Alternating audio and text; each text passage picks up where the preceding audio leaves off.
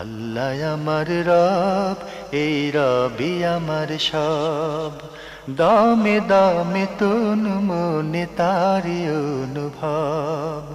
তোমার দুনিয়াতে আমি যেদিকে তাকাই, অথই নিয়ামতে ডুবে আছি সবাই। পাক পাখালির গানে শুনি তসবি কলো রব, তসবি কলো রব। আল্লাহ আমার রব, এই রবি আমার সব। আসসালামু আলাইকুম। প্রিয় দর্শক, আপনারা কেমন আছেন? সবাই ভালো থাকুন, সেটাই আমাদের একান্ত কামনা। শুরু হলো আপনাদের প্রশ্ন নিয়ে আপনাদের এই প্রিয় অনুষ্ঠান আপনার জিজ্ঞাসা, এনটিভি আয়োজিত এবং লাভেলু নিবেদিত। আপনাদের সাথে আছি আমি জয়নুল আবেদিন আজাদ। আর আজকে আমাদের মাঝে অতিথি হিসেবে উপস্থিত আছেন বিশিষ্ট আলেম ডক্টর মোহাম্মদ মতিউল ইসলাম। আসসালামু আলাইকুম ওয়া রাহমাতুল্লাহি ওয়া বারাকাতুহু। প্রিয় দর্শক, চলুন তাহলে জিজ্ঞাসার জগতে। শুরুতেই একটি ইমেল, এটি পাঠিয়েছেন মোহাম্মদ আলামিন, সিআইডি হেডকোয়ার্টার মালিবাগ থেকে। লিখেছেন, আমার প্রশ্ন, বর্তমান সময়ে বিশেষ করে বাংলাদেশে অনেক মানুষ বিভিন্ন পীরের বায়াত গ্রহণ করছেন।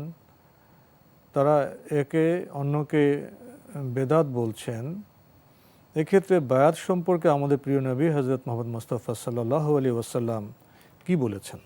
বিসমিল্লাহ, আলহামদুলিল্লাহ, ওয়াসসালাতু ওয়াসসালামু আলা রাসূলিল্লাহ। বাদ, রাসূল সাল্লাল্লাহু আলাইহি ওয়াসাল্লাম সাহাবাদের নিকট থেকে বায়াত নিয়েছেন। বায়াতের বিষয়টি কোরআনের মধ্যে এসেছে।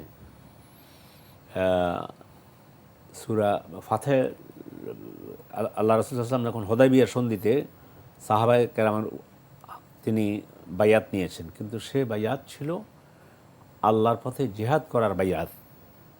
যে আমরা বায়াত সেটা ইসলামী রাষ্ট্রপ্রধানের কাছে বায়াত গ্রহণ। জি, রাষ্ট্রপ্রধান ছিলেন রাসূল সাল্লাল্লাহু আলাইহি ওয়াসাল্লাম, তার হাতে বায়াত গ্রহণ করেছে। তাও বায়াত গ্রহণ করেছে, কোনো কোনো জায়গায় এসেছে বায়াত গ্রহণ করেছে ইন্নাল্লাযিনা ইউবাইয়ুনাকা তাহত, মানে যারা আপনার হাতে বায়াত গ্রহণ করেছে, সে বায়াত ছিল জিহাদের জন্য।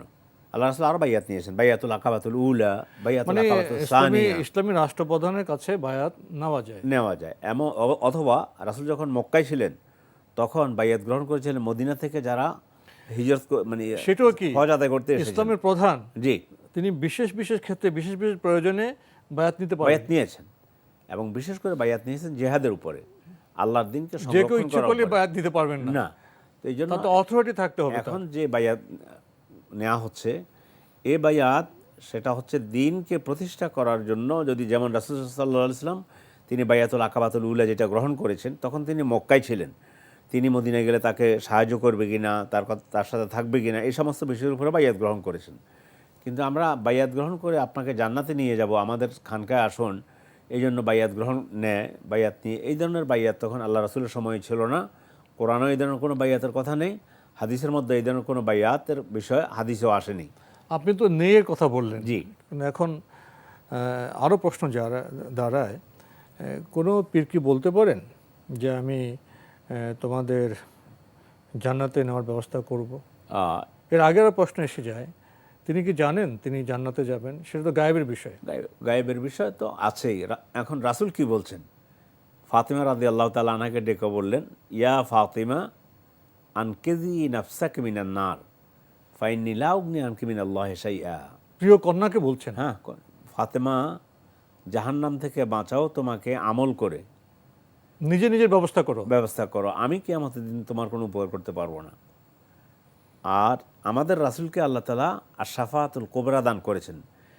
যেই রাসূলকে আশ-শাফাআতুল কুবরা দান করেছেন এবং ওনার সন্তান, ওনার মেয়ে ফাতিমা রাদিয়াল্লাহু তাআলা আনহাকে ডেকে তিনি এটা বললেন, কুরাইশদেরকে ডেকে বললেন, তোমরা ঈমান আনো, ঈমান এনে আমল করো, কিয়ামতের দিন আমি তোমাদের কোনো উপকার করতে পারবো না। কোরআনে কারীম আল্লাহ তাআলা তিনি বলতেছেন, আল্লাহ রাসূল সম্পর্কে আল্লাহ রাসূল বলছেন, লা আদরি মা ইউফআলু বি ওয়ালা বিকুম, আমি জানি না কিয়ামতের দিন আমার সাথে কি ব্যবহার করা হবে, কি হবে, আর তোমাদের সাথে কি ব্যবহার করা হবে। অতএব রাসূলের সুন্নাহ অনুযায়ী নিয়ম হচ্ছে যে আমল করুন, নিজকে হেফাজত করুন, জাহান্নাম থেকে বাঁচান। কোরআনে কারীম আল্লাহ তাআলা তিনি সূরা আল হাক্কার মধ্যে বলেছেন, ফাম্মা মান উতিয়া কিতাবাহু বিয়ামিনিহি ফায়াকুলু হাউম ইকরাউ কিতাবিয়া ইন্নী যনানতু আন্নী মুলাকিন হিসাবিয়া ফাহুয়া ফি ঈশাতির রাদিয়া ফি জান্নাতিন আলিয়া কুতুফুহা দানিয়া কুলু ওয়াশরাবু বিমা আসলাফতুম ফিল আইয়ামিল খালিয়া। আল্লাহ বান্দাকে বলবেন, যারা জান্নাতি হবে, লম্বা কথার পরে বললেন যে খাও পান করো, বিনিময় হচ্ছে যা দুনিয়াতে আমল করে এসেছো, কোরআন সুন্নাহর আলোকে আমল করে এসে তুমি আমার সন্তুষ্টি অর্জন করেছো, এখন তোমার মনে যা চায়। আমলের বিনিময় হলো জান্নাত। জান্নাত। তাহলে যে সমস্ত পীররা বলেন যে আমরা তোমাদের জান্নাতের ব্যবস্থা করবো, এটা ভুল কথা। এটা ভুল, কারণ মানে তিনি জান্নাতে যাবেন কিনা সেটা উনি জানেন না। ওনার কি অবস্থা হবে, উনি কিভাবে জান্নাতে যাবেন, দরকার ছিল সেটা ইয়ে করা, যে আমি কিভাবে জান্নাতে। কিন্তু তিনি মনে করেন যে তিনি জান্নাতি হয়ে গিয়েছেন, আর বাকি ওনার খানকায় যদি লোকজন যায় তাহলে ওদেরকেও জান্নাতে নেওয়ার ব্যবস্থা করবেন। এটা অত্যন্ত জঘন্য এবং মানে কথা। এই ধরনের কথা থেকে আমরা যেন বিরত থাকতে পারি। আমাদেরকে এলেম অর্জন করার জন্য আলেমদের নিকট যেতে হবে, এলেম অনুসন্ধান করা, দিন জানা, এটা আমাদের উপর অপরিহার্য দায়িত্ব। কিন্তু কেউ এভাবে খানকা তৈরি করে সেখানে জান্নাতে নেওয়ার ব্যবস্থা করবে, এটা অত্যন্ত গর্হিত কথা, এবং এই ধরনের কথা থেকে সকল মুসলমানকে আল্লাহ তাআলা হেফাজত করুন। আহলে সুন্নি আহলে হাদিস কারা, নবী সাল্লাল্লাহু আলাইহি ওয়াসাল্লামের তরিকায় সঠিকভাবে কারা আছে? নবী করিম সাল্লাল্লাহু আলাইহি ওয়াসাল্লামের তরিকার উপরে কারা আছে, এটার জন্য নবী করিম সাল্লাল্লাহু আলাইহি ওয়াসাল্লাম বলে দিয়েছেন। সেটা হচ্ছে মা আনা আলাইহি ও আসহাবি, যেটার উপরে আমি আছি, আমার সাহাবায়ে কেরাম আছে। আর তিনি আরও বলেছেন, তারাকতু ফিকুম আমরাইনি লান তাদিল্লু মা তামাসসাকতুম বিহিমা কিতাবাল্লাহি ওয়া সুন্নতি। তোমাদের কাছে দুটো জিনিস ছেড়ে যাচ্ছি, যারা এই দুটো জিনিসকে আঁকড়ে ধরবে তারা পথভ্রষ্ট হবে না। সেটা হচ্ছে আল্লাহর কিতাব এবং আমার সুন্নাহ। অতএব যে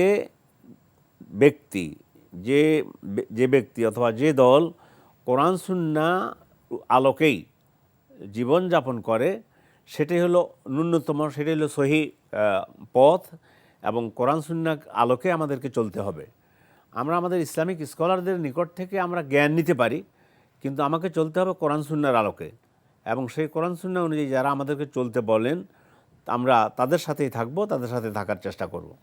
কোনো ব্যক্তি যদি নিজের কথা বলেন, নতুন কথা বলেন, এবং সে কথার সমর্থনে যদি কোরআন হাদিসের কোনো দলিল পাওয়া না যায়, তাহলে তিনি যত বড়ই ব্যক্তিত্ব হন, তাকে কি অনুসরণ করা যাবে? না, তাকে অনুসরণ করা যাবে না। কেননা রাসূল সাল্লাল্লাহু আলাইহি ওয়াসাল্লাম বলেছেন, তোমাদেরকে আমি দুটো জিনিসের উপরে ছেড়ে যাচ্ছি, এবং কোরআন হাদিসকে বাদ দিয়ে, কোরআন এবং সহিহ সুন্নাহকে বাদ দিয়ে যদি অন্য কোনো পথ বের করে, তাহলে সেই পথের অনুসরণ করা যাবে না। আমাদের ভাইয়ের প্রশ্ন আরেকটা অংশ আছে, এই বিষয়ে আরও অনেকেই অনেক সময় করে থাকেন, সেটা হলো আহলে সুন্নি আহলে হাদিস কারা। তো এখানে তো আসলে মর্মর্থ একই। আহলে সুন্নি যারা সুন্নাহ অনুযায়ী চলবেন, আহলে হাদিস যারা হাদিস বা সুন্নাহ অনুযায়ী চলবেন। এই অর্থের মধ্যে তো, এই ভাষার পরিভাষার মধ্যে তো মর্মগত কোনো পার্থক্য নেই, কিন্তু আমাদের এখানে বিভিন্ন ঘরানা তৈরি হয়ে গেছে, বিভিন্ন আপনার গ্রুপ তৈরি হয়ে গেছে, তারা বোধহয় অনেক সময় পরস্পর কাদা ছড়াছড়ি করেন। হ্যাঁ, এটা মোটেও ঠিক নয়। আপনি যেটা বলেছেন আহলুস সুন্নি নয়, আহলুস সুন্নাহ ওয়াল জামাআহ হবে। আমাদের বন্ধু যেটা প্রশ্ন করেছেন, মানে সুন্নাহ শব্দের অর্থ যখন হাদিস শাস্ত্রের স্কলার যখন সুন্নাহ শব্দ ব্যবহার করেন, তখন সুন্নাহ অর্থ হাদিস। আহলে হাদিস মানে আহলুস সুন্নাহ, একই বিষয়। আর আমরা শব্দগত পার্থক্য করে আমরা আলাদা আলাদা বিভাজন করছি। ওয়াল জামাআহ বলতে, এইখানে জমাত বলতে সাহাবায়ে কেরামের জমাতকে বোঝানো হয়েছে। এই জন্য সহজ উত্তর হচ্ছে, যে দলটি কোরআন এবং সহিহ সুন্নাহর উপর প্রতিষ্ঠিত এবং কোরআন এবং সহিহ সুন্নাহ অনুযায়ী আমল করে, সেটাই হলো আহলে সুন্নাত ওয়াল জামাআহ। এখন বাস্তব চিত্র হলো, আমরা আহলে সুন্নি, তোমরা আহলে হাদিস, এইভাবে গ্রুপিং করে যারা পরস্পর দ্বন্দ্বে লিপ্ত হচ্ছে, তো স্পষ্ট বোঝা যাচ্ছে যে তারা আসলে আহলে সুন্নিতেও নেই, আহলে হাদিসও নেই। হ্যাঁ, আমরা ওটাই বলবো।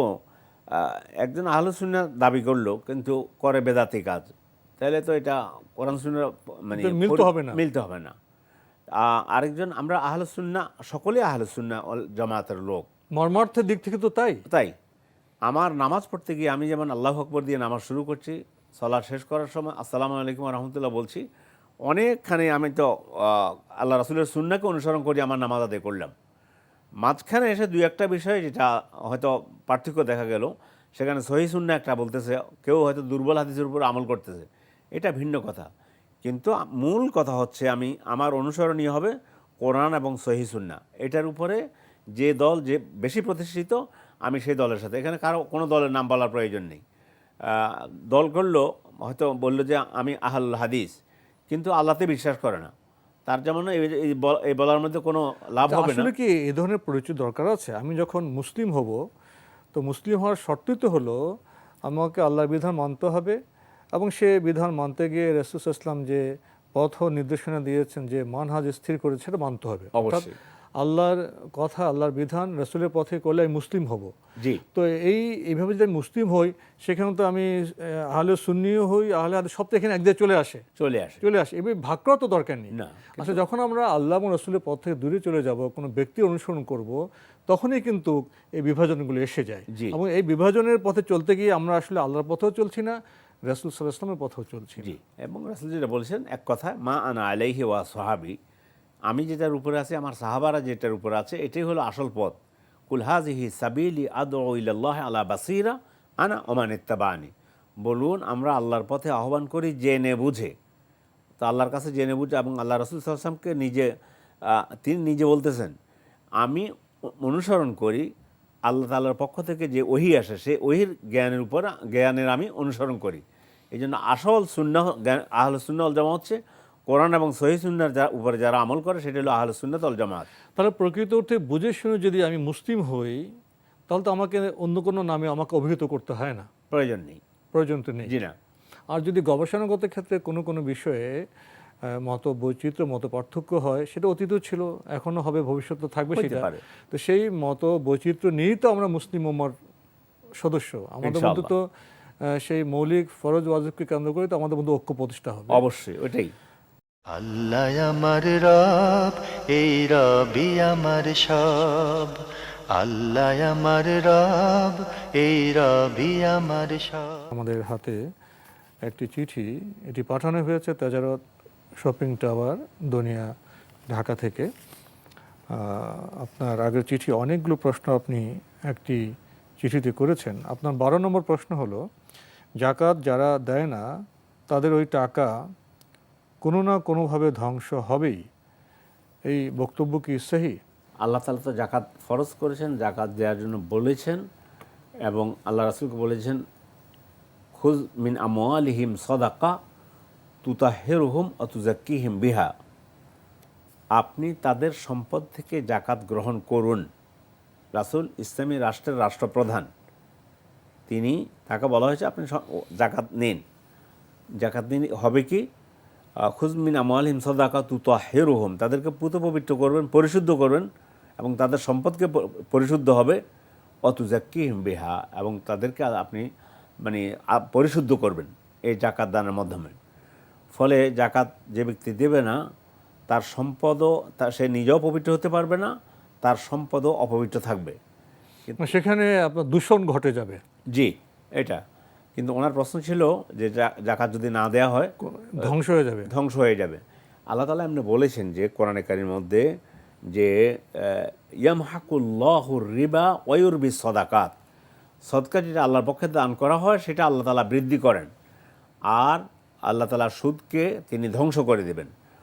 এমনি জাকাত যদি না দেয়, তাহলে একটা ফরজে আইন আমল করলো না, এর জন্য কিয়ামতের দিন তাকে অবশ্যই আল্লাহর নিকট জবাব দিতে হবে, ক্ষতিগ্রস্ত হবে। আর জাকাত দিলে এর মাধ্যমে আল্লাহ তাআলা দানকে বৃদ্ধি করেন, সম্পদকে বৃদ্ধি করেন। এখানে আপনার ধারণাগত বিষয় বা মর্মগত বিষয়ে ঐক্য থাকলেও ভাষাগত বিষয়ে ঐক্য নেই, এখানে পার্থক্য আছে। হ্যাঁ, তো এই জন্য জাকাত দেবে, এটাই হলো। আর জাকাত না দিলে আল্লাহ তাআলা তাকে একসময় ধ্বংস করে দিবেন। এটা আল্লাহ তাআলার পক্ষ থেকে এই ফয়সালাও আসতে পারে। লিখেছেন, ইনশাল্লাহ তালাক দিলাম বললে কি তালাক হবে? আপনি আল্লাহ চাহেন তো তালাক দিলাম, আপনি যখন তালাক দিলাম বলেছেন, আবার সাথে ইনশাল্লাহ আল্লাহ যদি চাহেন, এখানে তো ইনশাল্লাহ বলার কোনো এই কথার মধ্যে তালাকের যে বিধান, তারও এখানে আপনার স্পষ্ট আপনার ঘোষণা নেই, এবং তালাক দেওয়ার যে পদ্ধতি, তারও কোনো এখানে আপনার পরিচয় নেই। আপনি ইনশাআল্লাহ তালাক দিলাম, এটা এটা এইসব কথার মধ্যে তো আসলে তালাকের বিধান নিয়ে তো যেমন এটা ছেলে খেলার মতো বিষয় হচ্ছে। হ্যাঁ, আমাদের এখানে আসলে তালাক নিয়ে বিশেষ করে আমাদের গ্রামে গঞ্জে অনেক বিভ্রান্তি আছে এবং তালাকের বিষয়টিকে নিয়ে অনেক পরিবারকে বিপদে ফেলা হচ্ছে। জি, তালাক তো ইসলামের একটি বিধান, হ্যাঁ, তালাক বিধান তো আমাদের জানতে হবে এবং জানার পরে তো তালাকটা সেই শুদ্ধভাবে দিতে পারবেন।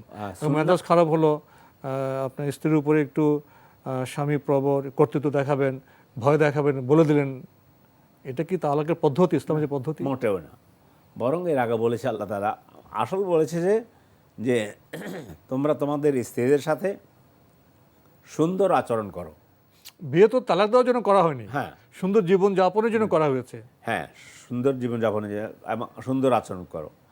তারপরেও বললো যে যদি কোনো স্ত্রী কখনো কোনো বাড়াবাড়ি তোমরা লক্ষ্য করো, ফাইজুহুন্না, নসিহত করো, বুঝাও। মানে এরপরে অনেকগুলো দাব বলেছে, তারপর যেতে যেতে সালিশ পর্যন্ত বলেছে। দুইজনের পক্ষ থেকে দুইজন সালিশি পাঠাও, দুইজন লোক, নেককার লোক, তারা তাদের মাধ্যমে ফয়সালা করে নাও। তালাক তো হচ্ছে সর্বশেষ এমন পর্যায়ে চলে গেলে, এত কিছু পরে যখন দুজনের মধ্যে দাম্পত্য জীবন চলছে না, সেখানে ক্ষতি হতে পারে, সেখানে ধ্বংসের বিষয় চলে আসতে পারে, তখন তো দুজনকে মুক্ত করে দেওয়ার জন্য তো মুক্ত করে তারপরেও বলছে সেখানে প্রসেস আছে। আবগাদুল হালাল বলছে সেখানে শব্দ, যে আল্লাহর কাছে মানে ঘৃণ্যতম হালাল হচ্ছে তালাক দেয়া। এই শব্দ থেকে বোঝা যাচ্ছে তালাক দেওয়াটাকে ইসলাম অনুপ্রাণিত করেন মোটেও না। তালাক নিন্দার চোখে দেখা হয়েছে। আল্লাহ তাআলা আরও বলে দিয়েছেন যে তুমি যে বিষয়ে তোমার স্ত্রীর সাথে মানে তোমার রাগ আছে, ক্রোধ আছে, ক্ষোভ আছে, সে যখন মানে সে তোমার কথা অনুযায়ী চলা শুরু করে দিবে, তাহলে আর অন্যগুলো আবার খুঁজতে যেও না, যে এটা করলে কেন, এটা করলে কেন, এটা করলে না কেন ইত্যাদি। এগুলো থেকে আল্লাহ নিষেধ করেছেন এবং সুন্দরভাবে জীবনযাপন করার জন্য বলেছেন। ফলে আপনি যেভাবে বলেন, কিন্তু এভাবে বলার কারণে তালাক হয়ে যাবে, কিন্তু তালাক দেওয়ার পদ্ধতি এভাবে নয়। লিখেছেন, হিন্দু খ্রিস্টানদের কাফের না বলে শুধু হিন্দু বা খ্রিস্টান বললে কি শিরক হবে? না, এটা তো শিরক নয়। অমুক ব্যক্তি হিন্দু ধর্মাবলম্বী, অমুক খ্রিস্টান ধর্মাবলম্বী, স্বাভাবিক শব্দ। হ্যাঁ, এগুলো স্বাভাবিক শব্দ। আপনি অমুক হিন্দু, অমুক খ্রিস্টান, যেটাই বলেন। কিন্তু যদি আপনি মনে করেন যে মানে যারা এখনও ইসলাম ধর্ম গ্রহণ করে নাই, তাদেরকেও যদি মনে করা হয় যে তাদের ধর্ম ঠিক আছে, আমার ধর্ম ঠিক আছে, তাহলে কিন্তু এটা, এবং কাফেরকে যদি কেউ কাফের মনে না করে, তাহলে সে ব্যক্তিও ইসলামের গণ্ডি থেকে বেরিয়ে যাবে। কারণ এখানে সত্য উচ্চারণ হচ্ছে না। হ্যাঁ, যেটা সত্য সেটাকে সেভাবে বলতে হবে। অবশ্যই এখানে কোনো বিদ্বেষ কাজ করছে না, এখানে যেটা সত্য সঠিক সেভাবে বলতে হবে। আমি এভাবে বলবো যে যারা তৃতীয়বাদে বিশ্বাসী, আল্লাহ তাদের সম্পর্কে বলেছেন, অথবা যারা ঈসাকে বলে আল্লাহ, আল্লাহ তাআলা তাদের সম্পর্কে কোরআনে কারিমে বলেছেন। এখানে তো আমার ব্যক্তির কোনো বিদ্বেষ বা কোনো কথা নেই, এখানে স্রষ্টা যা বলেছেন তা। লাকাদ কাফারাল্লাযিনা ক্বালু ইন্নাল্লাহা হুয়াল মাসীহু ইবনু মারইয়াম। ওরা কাফের হয়ে গেল যারা বলে মাসিহ আল্লাহ, ঈসাকে আল্লাহ বলে।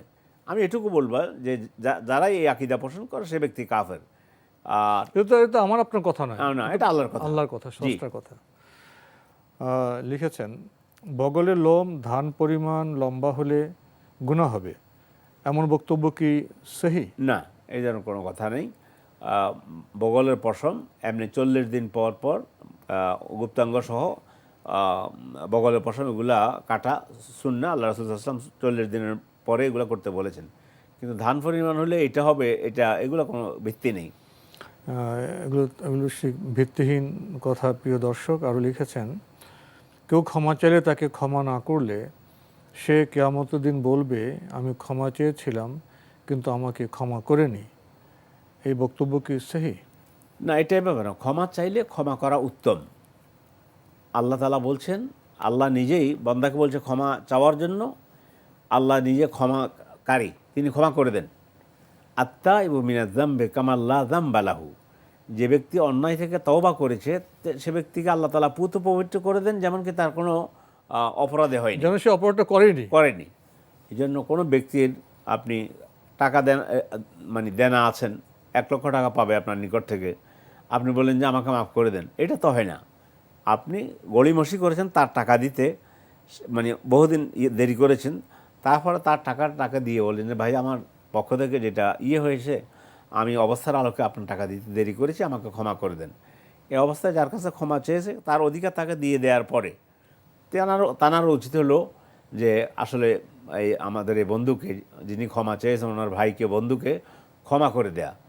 কিন্তু আল্লাহর কাছে গিয়ে বলবে যে আল্লাহ, আমি অমুকের সাথে অন্যায় করেছিলাম, তার কাছে ক্ষমা চেয়েছি, সে আমাকে ক্ষমা করে নাই। এই ধরনের তো এটা মানে এই ধরনের কোনো হাদিস এভাবে কিয়ামতের দিন বলবে নেই। লিখেছেন, জান্নাতের বড় মুরগিটা ডেকে উঠলে দুনিয়ার মুরগিগুলো সকালে ডেকে ওঠে, এমন বক্তব্য কি সহি? না, এগুলো সহি না। এগুলোর সাথে এগুলো মানে সহি কোরআন সুন্নাহর আলোকে এগুলোর কোনো ভিত্তি নেই, ভিত্তিহীন এগুলি কথা আপনার এগুলো। গল্প কাহিনী, এটা তো আপনার মানব রচিত গল্পের মতো মনে গল্প হচ্ছে। কাহিনী, এগুলোর কোনো ভিত্তি নেই। তো এখানে আজকে আমাদের শেষ করতে হচ্ছে। আপনাকে অনেক ধন্যবাদ। ধন্যবাদ আপনাকেও।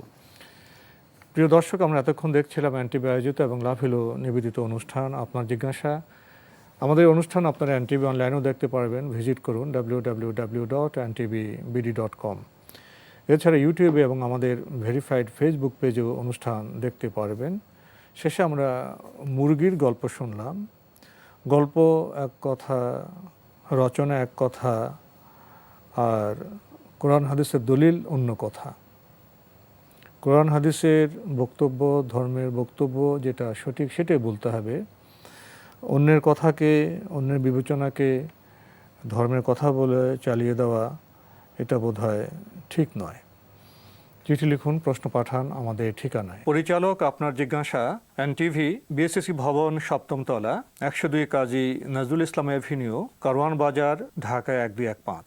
আপনারা ইমেলও করতে পারেন। আমাদের ইমেল অ্যাড্রেস আপনার জিজ্ঞাসা @ntvbd.com। প্রিয় দর্শক, মহান আল্লাহ আমাদের সবাইকে নিরাপদে রাখুন, রাখুন শান্তিতে। আসসালামু আলাইকুম। আল্লাহ আমার রব, এই রবি আমার সব, দামে দামে তুন মনে তারি অনুভব। আল্লাহ আমার রব, এই রবি আমার সব।